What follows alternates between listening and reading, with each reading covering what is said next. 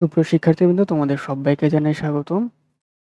আজকে আমরা ম্যাট্রিক্স অধ্যায় থেকে আসা একটা অ্যাডমিশন কোয়েশ্চেন একদম ৫ সেকেন্ডে সলভ করব এবং আমরা সলভ করার ট্রিক্সটাও তোমাদেরকে শিখাই দেব।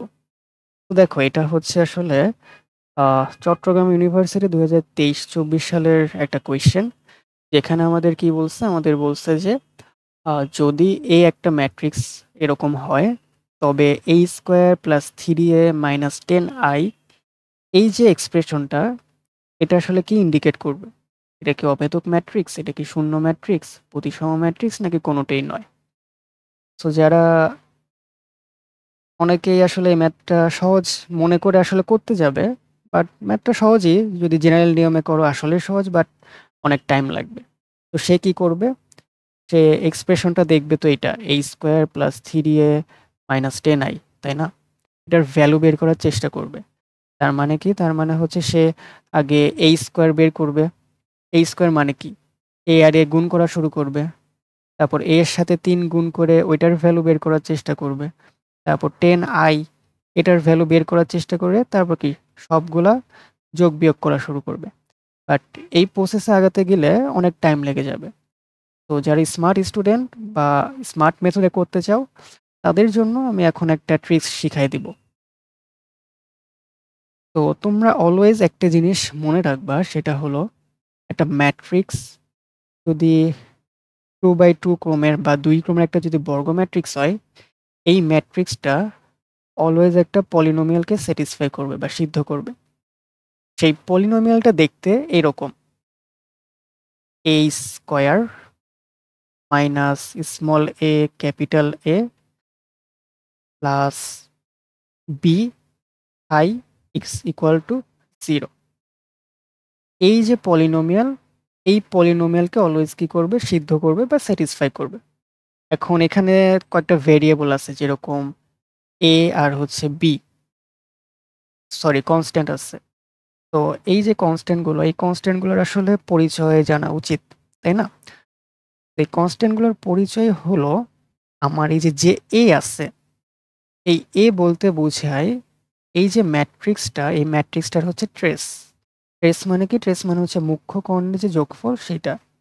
এখানে যে বি আছে, বি বলতে যেটা বোঝায় সেটা হচ্ছে এই যে বড় যে ম্যাট্রিক্সটা, এই ম্যাট্রিক্সটার ডিটারমিনেন্ট।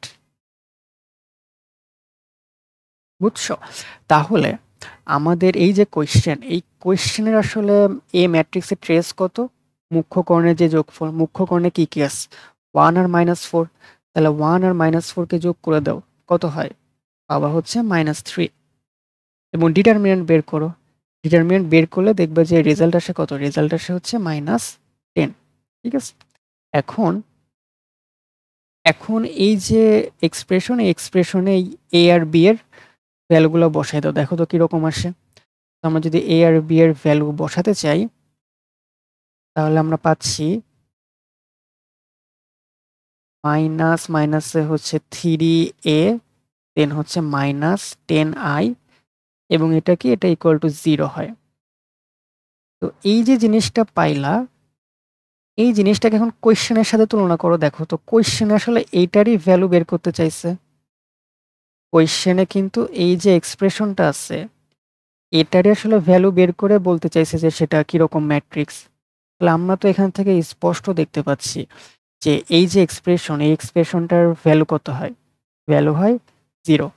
তার মানে এই ম্যাট্রিক্সটা আসলে কি ধরনের ম্যাট্রিক্স? এই ম্যাট্রিক্সটা হচ্ছে আমাদের শূন্য ম্যাট্রিক্স। বলতো, এই ট্রিক্সটা যদি তোমাদের জানা থাকে, তাহলে এই ম্যাথটা করতে কতক্ষণ সময় লাগবে? জাস্ট বৃত্ত ভরাট করতে যত সময়, অতটুকুই। ঠিক আছে? তো আচ্ছা, তাহলে এটা তো গেল, এটা ছিল 2/2 ক্রমের। এখন অনেকে জানতে চাইতে পারো যে 3/3 ক্রমের ক্ষেত্রে আসলে কি হইতে পারে। তো 3/3 ক্রমের ক্ষেত্রে কি হতে পারে? 3/3 ক্রম আসলে কখনো দিবে না। যাদের জানার আগ্রহ আছে তাদের জন্য আসলে একটু দেখাই দিতে চাই। তো আমার মনে করো একটা ম্যাট্রিক্স এ, সেটা হচ্ছে 3/3 ক্রমের ম্যাট্রিক্স। 3/3 ক্রমের ম্যাট্রিক্স হলে যে পলিনোমিয়ালকে সিদ্ধ করে, সেই পলিনোমিয়ালটা দেখতে কাইন্ড অফ এইরকম, যে a³ minus small a, a² plus small B A minus হচ্ছে C I is equal to 0। এই ইকুয়েশনটাকে স্যাটিসফাই করবে তখন 3x3 ক্রমের একটা বর্গ ম্যাট্রিক্স। এবং এগুলা কিন্তু শুধুমাত্র বর্গ ম্যাট্রিক্সের ক্ষেত্রেই সত্য, অন্য কোনো ম্যাট্রিক্সের ক্ষেত্রে কিন্তু সত্য না। এখন ধরো যে 2x3, 3x4 এরকম ক্ষেত্রে কিন্তু হবে না আসলে। তো এখানে এ, বি আর সি এগুলো হচ্ছে আমাদের কনস্ট্যান্ট। সো এই কনস্ট্যান্টগুলোর আসলে পরিচয় জানা দরকার।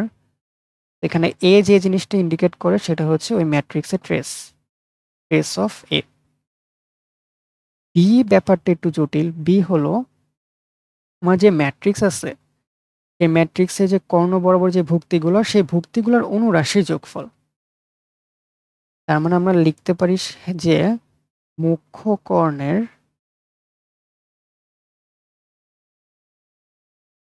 ভুক্তির অনুরাশিগুলোর যোগফল। অনুরাশিগুলোর যোগফল। এটা হচ্ছে আমাদের বি এর পরিচয়, আর সি হচ্ছে ডিটারমিনেন্ট অফ এ ম্যাট্রিক্স। তো এটা দিয়ে কোনো ম্যাথ আসলে আসবে না, জাস্ট জানার জন্য বললাম। সো এটা দিয়ে কোনো এক্সাম্পল আসলে দেখাতে চাই না আমরা। এই যে দুই ক্রমের যেটা আছে না, এই দুই ক্রমের এই ম্যাট্রিক্সটারই যে ক্যারেক্টারিস্টিক্স ইকুয়েশন, সেইটাই আমরা একটু ভালোভাবে আয়ত্ত করার চেষ্টা করব। তাহলে দেখবে যে অনেক আহ, বড় বড় ম্যাথস একদম কম সময় 1 সেকেন্ডের মধ্যেই তোমরা কি করতে পারবা, সলভ করে ফেলতে পারবা।